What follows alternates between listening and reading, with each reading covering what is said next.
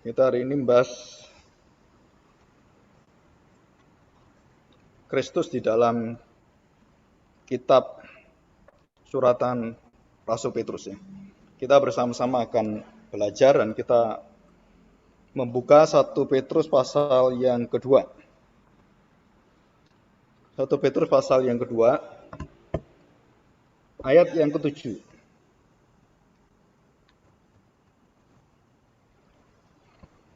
Setelah itu kita masuk dalam doa. Karena itu bagi kamu yang percaya, ia mahal. Tetapi bagi mereka yang tidak percaya, bukan tidak mahal ya, tetapi dikatakan dengan satu uraian, satu puisi sebenarnya yang ada di dalam Yesaya pasal 28, ayat 16 dan 17. Batu yang telah dibuang oleh tukang-tukang bangunan telah menjadi batu penjuru, juga telah menjadi batu sentuhan dan suatu batu sandungan. Jadi batu sentuhan dan batu sandungan itu sama. Ya. Saya ulangi, batu yang telah dibuang oleh tukang-tukang bangunan telah menjadi batu penjuru, juga telah menjadi batu sentuhan dan suatu batu sandungan. Mari kita berdoa. Kami bersyukur jika kami mendapatkan satu kekuatan dan satu dasar dalam hidup kami, dan semua rasul mengerti lapisan yang paling bawah di antara kami dengan semua manusia di dunia ini dan siapapun dia, semua orang-orang yang mempunyai iman, kepercayaan, dan juga pengertian-pengertian iman serta agama. Kami akan dibedakan bukan karena apa yang kami perbuat dalam agama, bukan apa yang kami lakukan dalam doa-doa kami, bukan perbuatan-perbuatan amal dan kebaikan kami, tetapi yang membedakan kami adalah dasar dari seluruh dasar yang ada dalam hidup, paling dasar dalam hati kami. Dan itulah Kristus yang merupakan wujud kasih Bapa yang dinyatakan dalam hati kami dan yang diletakkan sebagai dasar seluruh kehidupan iman kami, pengharapan kami, dan kasih kami. Kami percaya bahwa tanpa dasar ini kami tidak akan dibedakan oleh Tuhan dengan orang-orang yang binasa. Dan kami semua akan dibinasakan karena kami akan mendapatkan maut dan kekuatan dosa yang akan mencengkeram kami dan akan membinasakan kami. Tapi kami bersyukur karena batu penjuru inilah yang menjadi kekuatan dasar hidup kami. Kami akan belajar apa maksud precious stone, batu yang sangat mahal ini, yang sangat berharga. Tuhan pimpin kami supaya kami tidak menyanyiakan dasar indah batu surgawi ini. Batu yang kekal, batu dari segala batu, batu yang awal dan batu yang mendasari segala batu, memimpin dan yang meletakkan semua dasar batu-batu yang lain. Dan itulah Kristus Tuhan dan Juru Selamat kami. Kami serahkan hati kami, ajarlah kami. Dalam nama Tuhan Yesus kami serahkan doa kami ini. Amin. Ya, hari ini kita belajar seri yang kedua. Seri yang pertama itu kemarin ya, hari Sabtu. Tentang hidup yang tidak binasa, hidup yang tidak cemar, dan hidup yang tidak layu. Nah, itu ada, mungkin kita sedikit mengingat kembali ya. Nah, ini, aparton, ya afarton sebenarnya bacanya. Terus amianton, dan semua tonton ya. Jadi Pak Anton. Ya. Ini Anton semua. Afarton, amianton, amaranton. Nah, ini adalah sebenarnya satu puisi ya. Seringkali Rasul Paulus dan dalam tulisan-tulisannya itu memakai semacam formula, 3 formula. Dan itu sering, iman, kasih, pengharapan. Ya, kenapa 3? Itu dasar kebudayaan dan iman orang-orang Yahudi yang terdidik dalam firman Tuhan sebenarnya. Dan itu mempengaruhi seluruh pemikiran dan seluruh apa yang ada. Karena semua dasarnya itu 3. Semua benda atom itu 3. Jadi unsur manusia juga terdiri dari 3 macam yang bisa dibedakan, tapi dasar penciptaan itu 2. Ya. Dan kita tahu bahwa 3 ini adalah angka dari kesempurnaan Allah. Jadi benda-benda ada elektron, proton, terus neutron. Ya. Dan itu semua benda-benda yang ada bersifat ilahi. Jadi cahaya itu sebenarnya kalau diselidiki itu kekal. Jadi alam semesta ini ada unsur kekal. Dan kemudian dalam unsur kekal itu Tuhan tidak hapus, tidak binasakan. Tuhan akan memperbaiki unsur kekekalan itu menjadi langit dan bumi yang baru. Dan tubuh kita pun ada unsur kekal. Roh kita itu unsur kekal. Jadi waktu kita diperbarui, roh kita itu akhirnya diubahkan. Nah, istilah pembaruan ini dipakai dengan 3 metafor ini. Tidak binasa, tidak cemar, dan tidak layu. Nah, ini sudah saya jelaskan minggu yang lalu dan juga khususnya hari Sabtu. Ya. Nah, saya tidak jelaskan lagi. Nah, kita melihat kepada batu penjuru ini. Nah, saya bacakan kembali pada 1 Petrus pasal 2 ayat 1. Ya, tadi inti dari ayatnya yang kita akan bahas. Demikian bunyi firman Tuhan. Yesus Kristus, batu penjuru. Batu penjuru itu adalah batu acuan. Batu yang mengawali, batu yang mendasari, batu yang memimpin batu-batu yang lain. Yaitu namanya Eben Aban. Eben. Ya, itu mirip anaknya Pak Yones yang namanya Eben. Itu batu penjuru. Ya, tapi harus 2. Eben, Aben. Nah, itu baru batu penjuru. Kalau Eben saja bukan. Jadi Eben Aban atau Eben. Nah, itu tertulis dalam Yesaya 28 ayat 16-17. Nah, saudara nanti lihat dalam bahasa aslinya itu jelas sekali, ya. Batunya batu. Ayat yang 1. Karena itu buanglah segala kejahatan, segala tipu muslihat dan segala macam kemunafikan, kedengkian dan fitnah. Saudara, ini adalah bukan batu penjuru. Kalau kita memiliki kedengkian, fitnah, tipu muslihat, itu batu yang akan dihancurkan Tuhan. Yang akan diremukkan Tuhan oleh batu penjuru. 2. Dan jadilah sama seperti bayi yang baru lahir, yang selalu ingin akan air susu yang murni dan yang rohani, supaya olehnya kamu bertumbuh dan beroleh keselamatan. Ya, beroleh keselamatan. Ayat yang ketiga, jika kamu benar-benar telah mengecap kebaikan Tuhan, dan datanglah kepadanya batu yang hidup itu, yang memang dibuang oleh manusia, tetapi yang dipilih dan dihormat di hadirat Allah. Dan biarlah kamu juga dipergunakan, kamu juga adalah batu. Yesus adalah Eben Aban, dan kamu adalah Eben. Kamu adalah batu, dikatakan demikian. Kamu juga dipergunakan sebagai batu hidup untuk pembangunan suatu rumah rohani. Ini adalah menunjukkan bait Allah sebenarnya. Bagi suatu imamat kudus untuk mempersembahkan persembahan rohani yang karena Yesus Kristus berkenan kepada Allah. 6. Sebab ada tertulis dalam kitab suci, sesungguhnya aku meletakkan di Sion suatu batu yang terpilih, sebuah batu penjuru yang mahal, dan siapa yang percaya kepadanya tidak akan dipermalukan. Nah, kita baca ayat referensinya. Yesaya 28 ayat 16. Sebab itu beginilah firman Tuhan Allah. Sesungguhnya aku meletakkan sebuah dasar di Sion, sebuah batu yang teruji. Nah, di dalam perjanjian baru dikatakan batu yang mahal. Di dalam Yesaya itu mempunyai arti yang sama secara rohani, adalah batu yang teruji. Artinya batu itu sudah diuji dan batu itu betul-betul batunya batu. Sebuah batu yang teruji, sebuah batu penjuru yang mahal, suatu dasar yang teguh. Siapa yang percaya tidak akan gelisah, khawatir, dan tawar hati. Ayat yang ke-7. Karena itu bagi kamu yang percaya ia mahal. Tetapi bagi mereka yang tidak percaya, batu yang telah dibuang oleh tukang-tukang bangunan telah menjadi batu penjuru, juga telah menjadi batu sentuhan dan suatu batu sandungan. Mereka tersandung padanya karena mereka tidak taat kepada firman Allah, dan untuk itu mereka juga telah disediakan. Tetapi kamulah bangsa yang terpilih, imamat yang rajani, bangsa yang kudus, umat kepunyaan Allah sendiri, supaya kamu memberitakan perbuatan-perbuatan yang besar dari Dia, yang telah memanggil kamu keluar dari kegelapan kepada terangnya yang ajaib.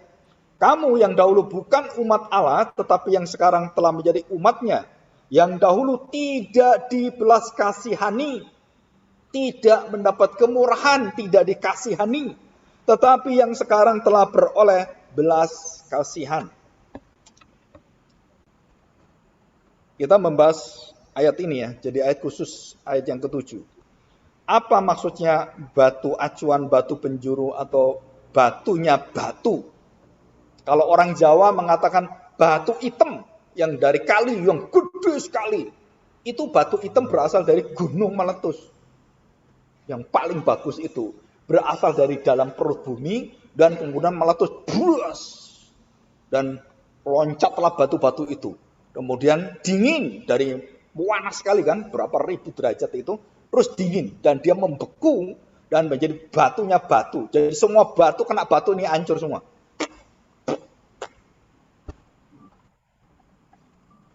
Batu yang berasal dari perut bumi, yang sudah dipanasi, yang sudah digodok dalam perut bumi itu dan kemudian meletus, jadilah batunya batu.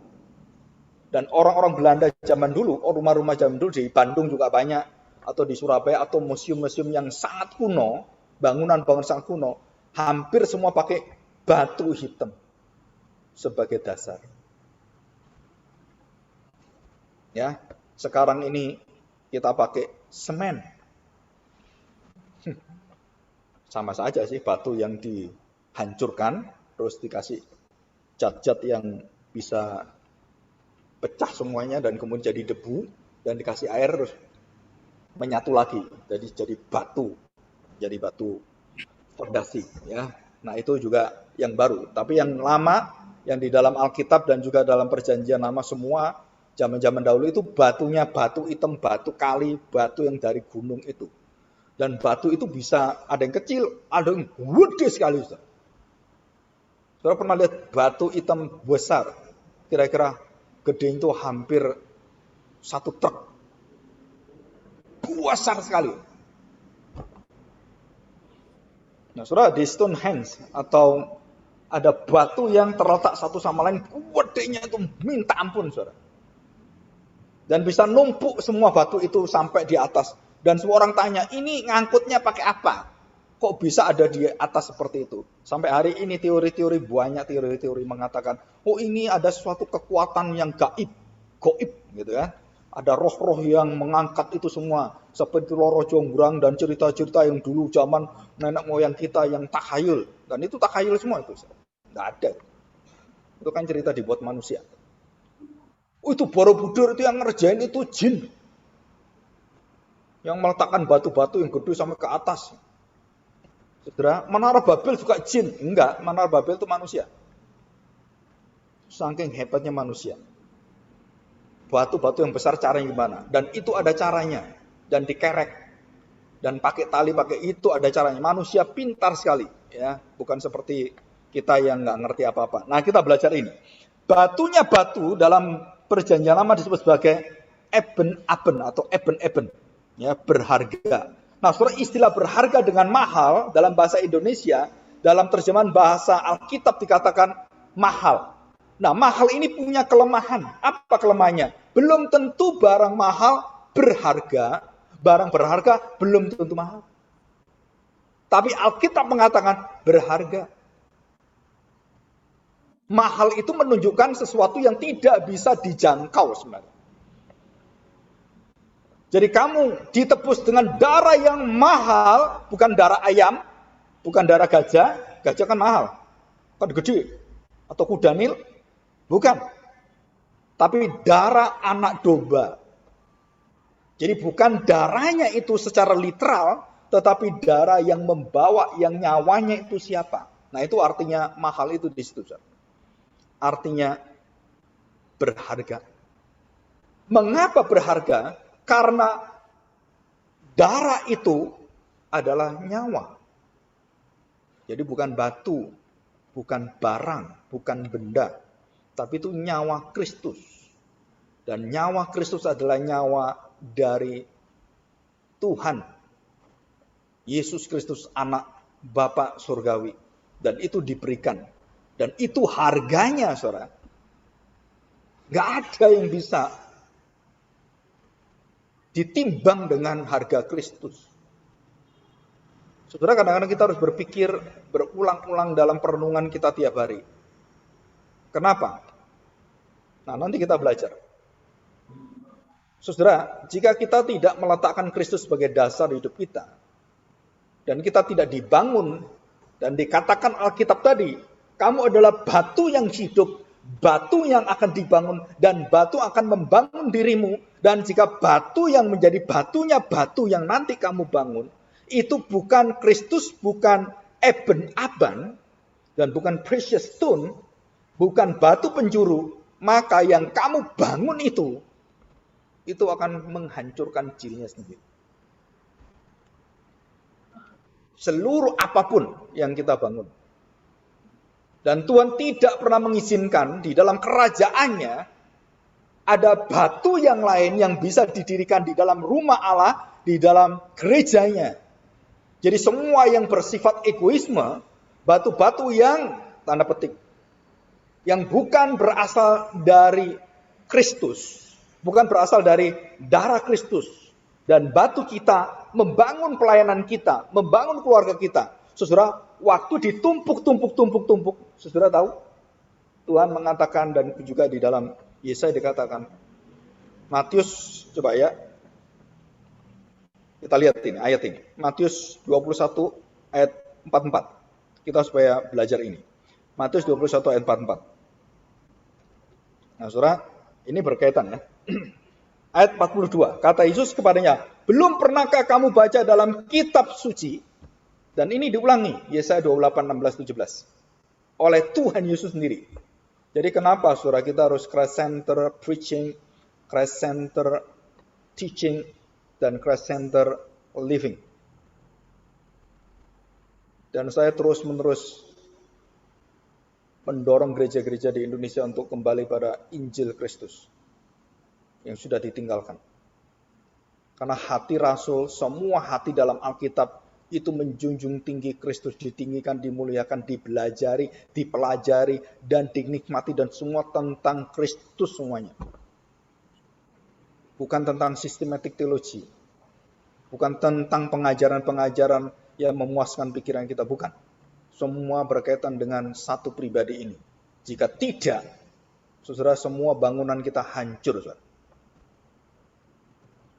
Semua bangunan kita bangun tanpa Kristus dan tidak ditujukan kepada kepala Kristus. Apapun yang bagus menurut siapapun akan dihancurkan Tuhan semua.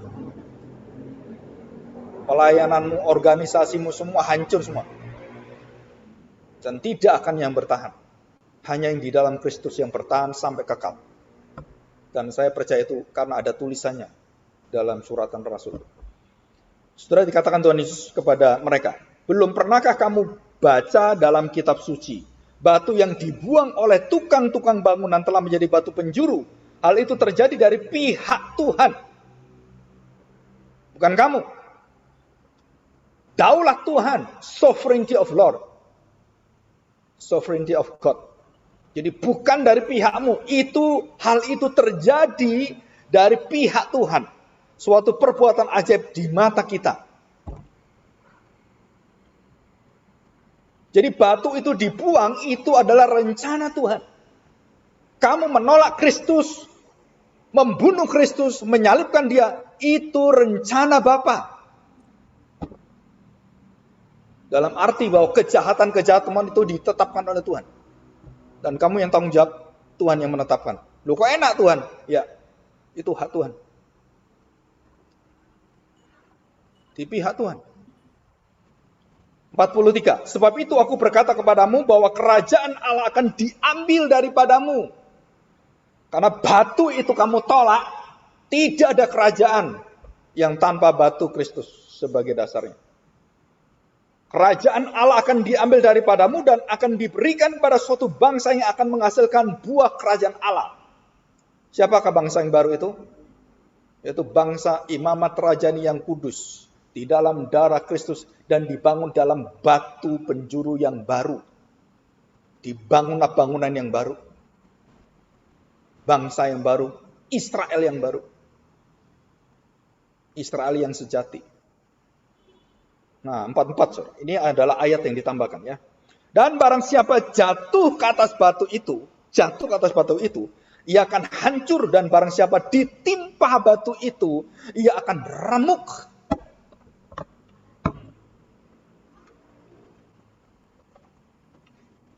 Saudara, jadi batu ini fungsinya bukan cuma dibangun ke atas, enggak. Batu ini punya fungsi apa? Untuk menghancurkan kamu dan untuk meremukkan kamu.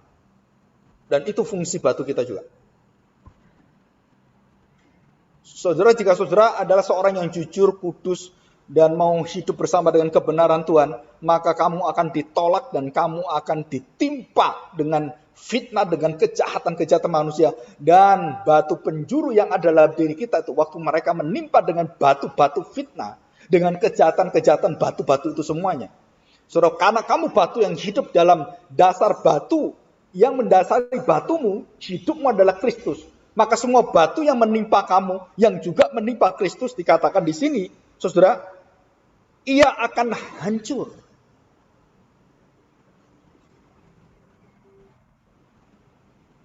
Jadi kebenaran itu, Kristus itu, batu yang dalam diri kita itu, tidak akan tergoyahkan, hancur, destructible.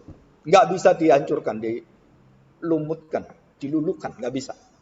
Jadi orang-orang yang menyerang kita karena kita di dalam Kristus dengan kebenaran, orang memfitnah kita dengan kata-kata bermacam-macam, jika engkau dalam kebenaran, itu akan hancur semua. Bukanlah hancur menimpa kita, hidup mereka hancur semua.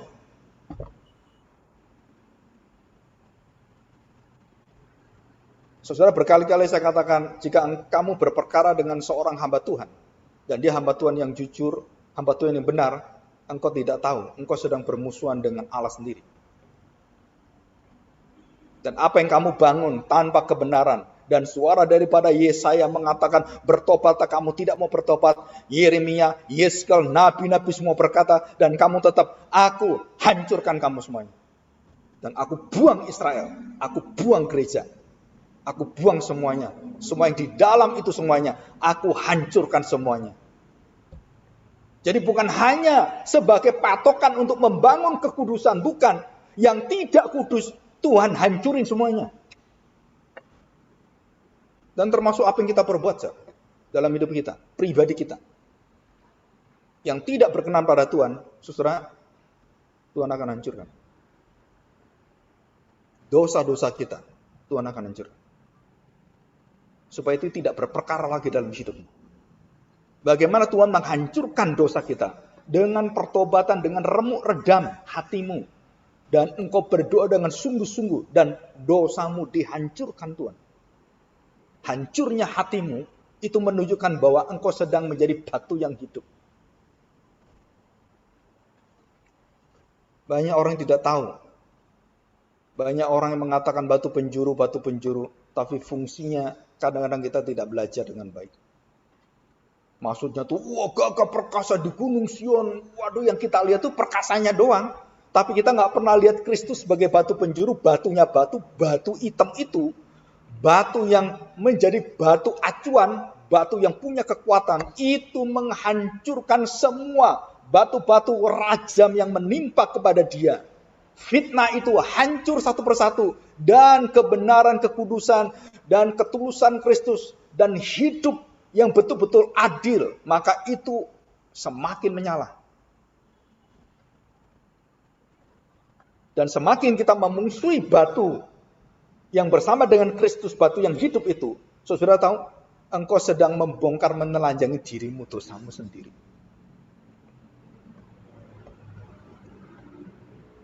Jadi kenapa Tuhan mengatakan pembalasan adalah hakku? Karena dia merumukkan semua. Ada satu kalimat yang sangat membuat saya itu kadang-kadang berpikir banyak. Itu kalimat warisan dari orang tua, papa saya. Dan waktu melihat gereja di dalam perzinahan dan anak-anak pendetanya berzina seperti itu, punya anak dan didiamkan oleh orang tuanya. Dan semua, papa saya mengatakan, dia tidak pernah tahu siapakah Allah yang murka itu.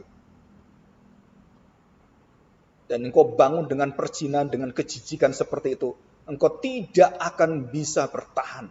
Dan Tuhan akan hancurkan semuanya. Dan termasuk pendeta yang memperkosa anak masih SMP waktu itu. Ketua majelisnya punya anak, diperkosa oleh pendetanya. Sekarang masuk penjara 20 tahun. Pelayanan di Surabaya itu, gereja ini gereja yang sangat terkenal. Pasangan-pasangan muda datang begitu banyak. Wah, rohaninya kayaknya luar biasa. Brian Houston, pemimpin dari Hillsong Musik yang nomor 1 di dunia. Dan di Indonesia itu ada. Di Jakarta, di Bandung juga ada, di Surabaya juga ada. Saudara tahu, seluruh pemimpinnya penuh perzinahan. Engkau pikir engkau bisa membangun dengan batumu sendiri. Engkau pikir engkau bisa menutupi dengan pelayanan yang luar biasa. Engkau dipakai seluruh dunia dengan lagu-lagu yang luar biasa. Saudara, pencipta lagu yang paling indah, ateis sekarang. Itu dari Hillsong Musik. Wakilnya Brian Houston. Dan sekarang kepalanya ini berzina berpuluh-puluh tahun di hotel. Nggak ada yang tahu. Dan terakhir akhirnya ketahuan. Karena ada yang lapor. Karena dia mabok. Saudara, engkau bangun apa? Engkau pikir engkau dalam pelayanan kerajaan, engkau sembarang mau batu. Hancur. Dihancurkan Tuhan semuanya. Dan itu yang mengerikan sekali. Engkau tidak jujur, Tuhan hancurkan. Tapi kalau engkau difitnah, engkau benar-benar hidup dalam kekudusan, batumu itu nyala. Bersama dengan Kristus, engkau tidak terkalahkan. Dan engkau disertai oleh Tuhan. Asal engkau hidup kudus, benar di hadapan Tuhan. Saya nggak pernah takut dengan kesulitan hidup dan kematian. Yang saya takut cuma satu. Jika yang saya bangun itu bukan batu bersama dengan Tuhan, hancurlah seluruh hidup kita. Batu yang hidup, dan kamu harus hidup di dalam seluruh bangunan batu yang kau akan hidupkan. Semua dalam hidupmu, semua harus diuji dengan batu yang akan menghancurkan kamu. Kalau kamu batunya bersama dengan Kristus, itu akan tersusun dengan indah dan rapi menjadi bait Allah yang kudus. Tapi kalau itu egois dari hatimu, kemauan hatimu, semua akan diuji oleh Tuhan. Nah, saudara, kita pernah mainan nggak Tetris? Mana ya? Terus dihancurkan, brut, ambruk gitu kan? Nah, itu kayak batunya yang salah. Jadi yang benar itu tertumpuk sendiri. Yang hancur itu akan tersusun sendiri. Jadi dalam hidup kita itu ada dua yang Tuhan akan uji, Tuhan hakimi. Ini saya belum bahas ini, penghakiman. Penghakiman Kristus dengan penghakiman tahta putih. Penghakiman yang menghakimi seluruh perbuatanmu, itu yang tidak berkenan pada Tuhan, dihancurkan Tuhan, kamu tetap batumu batu yang baik. Tetapi kalau kamu batumu dihancurkan, maka selama hidupmu apapun kamu perbuat tidak pernah dianggap oleh Tuhan. Karena batumu batu mati. Bukan batu hidup. Nah, bagaimana saya tahu batu saya hidup dan batu saya mati? Saudara, satu kuncinya di sini. Darah Kristus membuat engkau bertobat, engkau menyesali diri, dan engkau tahu betapa hancurnya hidupmu. Nah, itu kamu tahu, kamu batu hidup. Karena kamu tahu hancurnya hidupmu. Tapi yang batu yang mati, dia nggak tahu salahnya. Dia merasa benar, dia memimpin dengan benar. Semua diusirin semuanya. Semua dia merasa yang paling hebat. Dan dia merasa paling berkuasa, memiliki segala sesuatunya. Nah, ini batu mati. Dan ini belum dipukul, sudah mati dulu. Belum dihancurkan, sudah hancur dulu. Dan batu seperti ini, di dalam bangunan bait Allah, saudara, batu inilah yang dikatakan batu sentuhan, batu sandungan, dibuang oleh Tuhan. Dan bangsa Israel dikatakan, jika engkau terus melawan aku, membelakangi aku, dan engkau terus membunuh nabi-nabiku, aku akan berikan satu kesempatan. Aku akan berikan anakku yang tunggal terakhir. Jika engkau tetap membunuh dia, aku buang engkau. Dan tidak ada ampun lagi. Dan itulah batu yang bersama dengan Kristus menjadi Israel yang dibangun di atas cornerstone. Dan saudara, herannya ayat tentang imamat rajani suratan pasal 2 ayat 9, suratan 1 Petrus 2 ayat 9, saudara, itu bukan berkaitan dengan gereja, itu berkaitan dengan batu penjuru. Jadi ayat ini berkaitan dengan apa? Fungsi dari batu penjuri, batu yang ada dalam hidup kita, yang akan menghancurkan kamu yang tidak kudus melalui penghakiman Kristus. Dan jika kamu batu yang mati, penghakiman bema, penghakiman tahta putih. Dan kamu akan dibuang Tuhan. Dan itu sangat mengerikan. Dan kita tidak ingin hidup kita dibangun di atas batu-batu yang dihancurkan Tuhan satu-satu. Bagaimana Pak saya bisa membangun supaya batu hidup itu membangun betul-betul hidup di hadapan Tuhan? Saudara merenungkan firman Tuhan siang malam. Saudara minta petunjuk pada Tuhan. Supaya arah hidup diri kita, keluarga kita, anak kita, suami, istri, anak, itu betul-betul di dalam satu batu yang kudus di hadapan Tuhan. Jika tidak, batu itu akan menghancurkan hidup. Puji Tuhan jika kamu adalah batu yang hidup dan Tuhan masih terima kamu. Walaupun dihancurkan semua hidupmu dan kamu masih bersama dengan Tuhan. Semua dibakar semuanya. Yang dari kayu jerami dibakar oleh Tuhan. Untung kamu masih selamat. Puji Tuhan kamu selamat. Kalau kamu gak selamat gimana? Dan itu yang tahu Tuhan. Yang tahu siapakah yang diciptakan oleh Tuhan. Yang tahu siapakah yang harus dibedakan oleh Tuhan. Dan kemudian dimasukkan dalam hukuman kekal. Itu yang tahu itu Tuhan. Kita nggak tahu, saudara. Kita hanya tahu dari apa buahnya. Apa yang dinyatakan perbuatannya. Apa yang baik dari pohon baik, buahnya baik. Dan kita melihat itu. Dan mata kita terbatas sekali. Saudara, batu itu adalah batu yang berharga, yang mahal. Ya, kita tahu. Di dalam pengertian. Nah, saudara perhatikan. Yang tidak dapat binasa, yang tidak dapat cemar, yang tidak dapat layu. Saudara, bukan hartamu, bukan pelayananmu. Ini satu semua. Bukan berapa banyak harta, uang, jabatan, kesenangan yang kamu dapat dari dunia ini. Semua itu sementara semua. Yang kedua, bukan emas perak. Wah, saya punya emas Pak, anting-anting.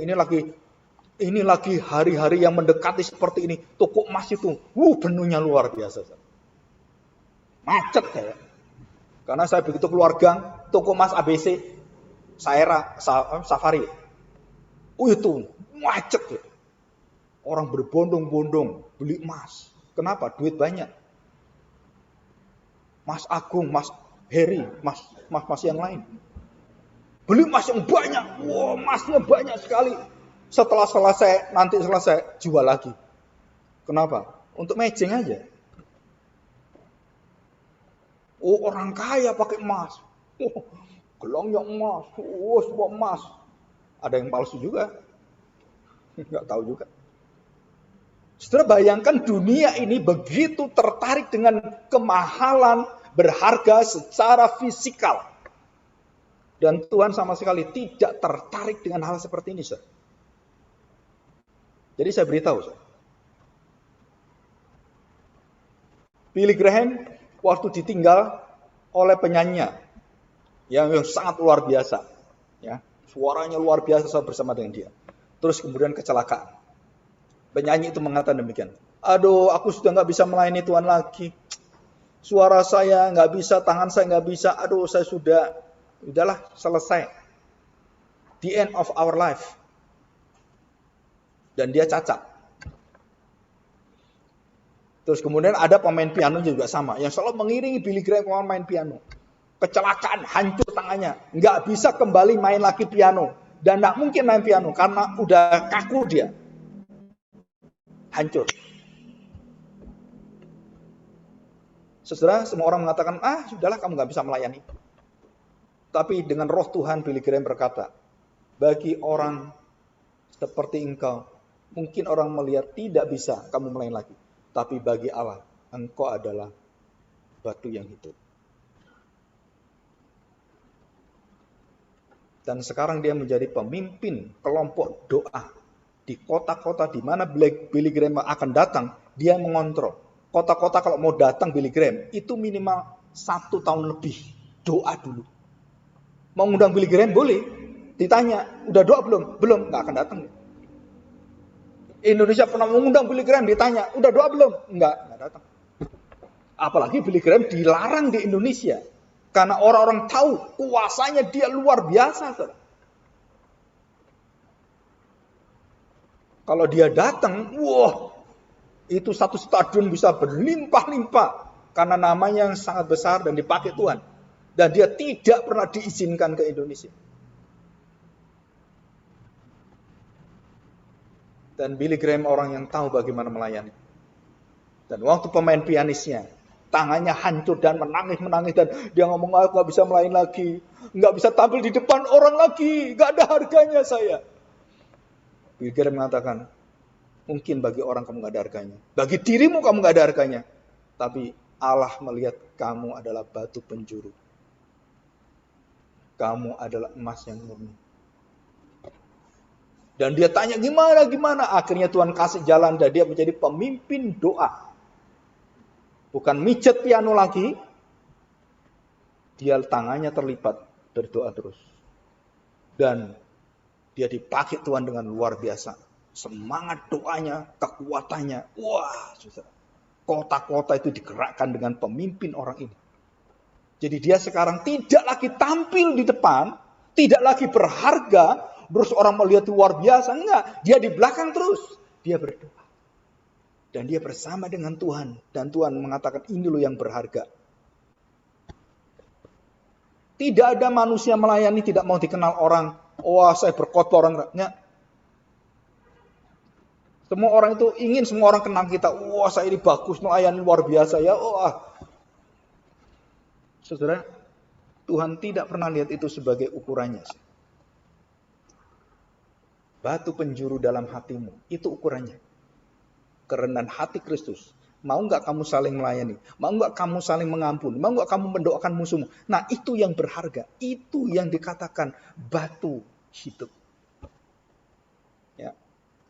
Jadi dikatakan bahwa bukan hanya menerima yang baik, bukan hanya emas perak. Saudara, semua yang tidak berkaitan dengan hidup Kristus dan di dalam Kristus dan dibangun oleh Kristus dan ditinggikan di dalam Kristus, semua bangunan pekerjaanmu apapun, saudara, itu akan remuk, hancur dan tidak berbekas. Saya masih ingat waktu saya diajak teman-teman, ya, waktu SMA. Ayo, ini hari Jumat, kita nggak usah pulang. Kita pergi ke Tretes. Tretes itu sarang penyamun. Ya. Saya baru tahu Tretes itu tempat pelacuran terbesar di seluruh Asia. Karena teman-teman saya masih SMA. Anak-anak jenderal. Karena saya sekolah negeri. Dibawalah ke sana. Saudara, Tuhan itu begitu baik. Saya dilindungi dengan kekudusan Tuhan. Coba kalau saya tidak, saya jatuh dalam dosa perzinahan. Sampai saya dimalu-maluin, saudara. Banci lu. Ku perlu. Malah pergi, malah pulang. Gila kamu. Saudara, waktu saya masuk gang-gang itu, saya heran. Saya tidak pernah tahu tempat pelacuran. Seumur hidup saya.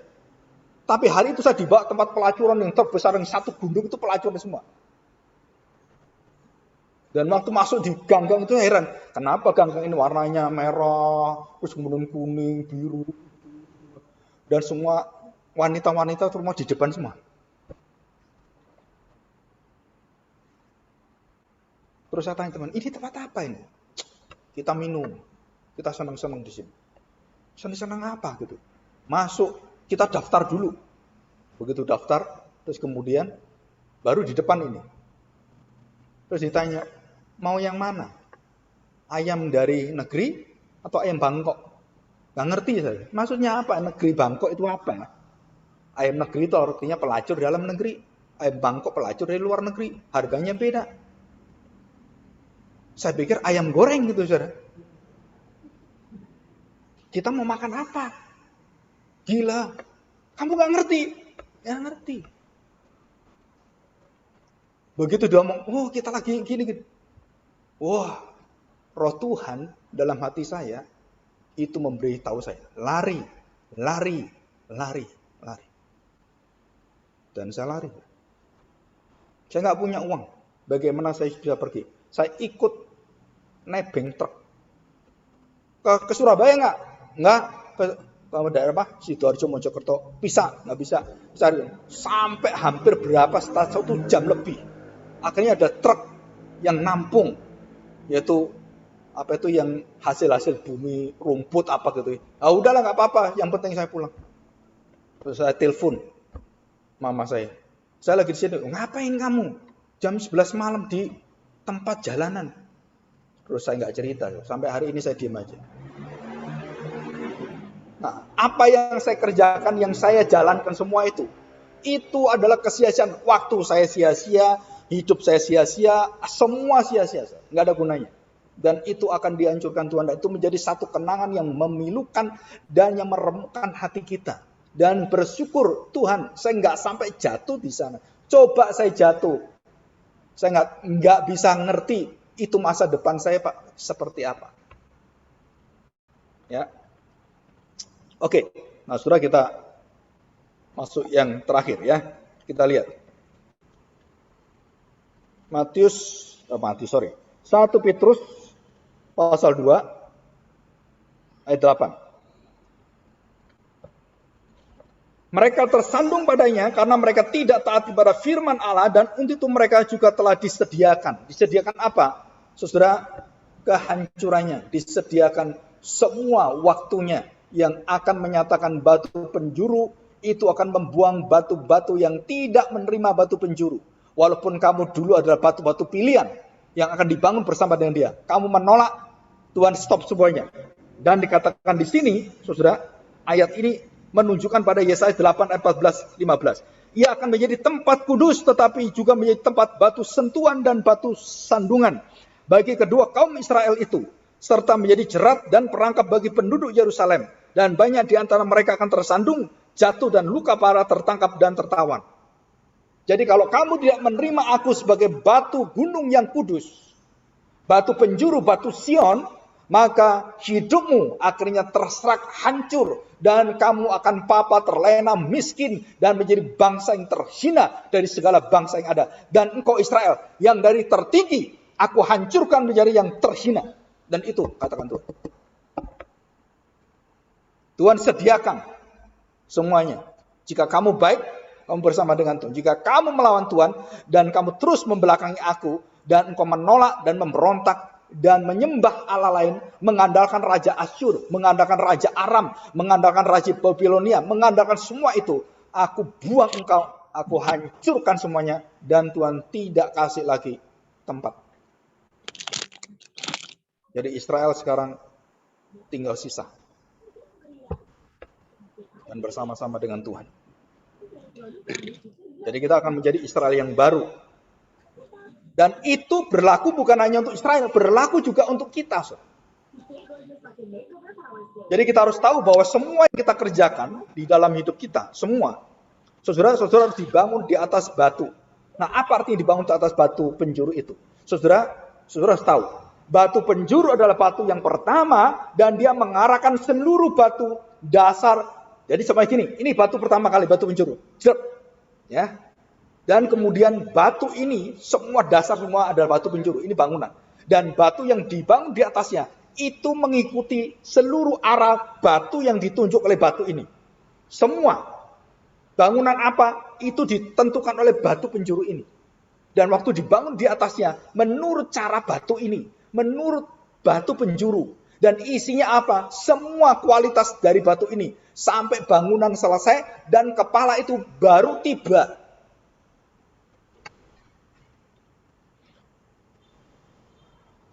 Saudara, kita perhatikan Yesus disiksa. Terakhir Yesus disiksa, saudara, dia dikasih mahkota duri. Betul kan?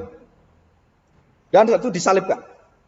Saudara, mulai dari tangan, kaki, itu dihancurkan semua. Dan ditanam. Dan diremukkan. Tumitnya remuk. Kepala iblis remuk. Tumit keturunan ular itu remuk. Saudara, saya tanya, kenapa tumit Kristus harus remuk?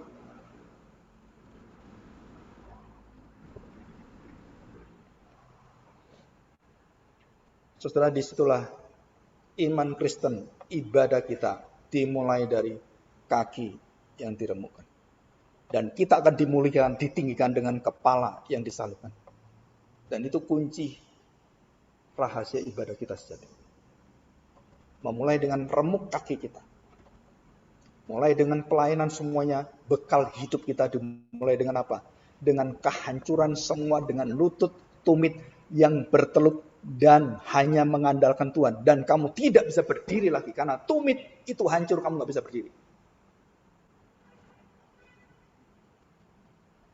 Dan seluruh ujung bangunan kita adalah Kristus disalibkan. Seluruh pekerjaan kita, seluruh pelayanan kita, saudara, kita harus mengagungkan kepala Kristus yang disalibkan. Dan tidak ada yang lain. Jika itu bukan, jika dirimu diremukkan Tuhan. Satu-satu. Yang bukan Kristus dimuliakan. Semua pekerjaanmu, waktumu, semua tenagamu sia-sia semua.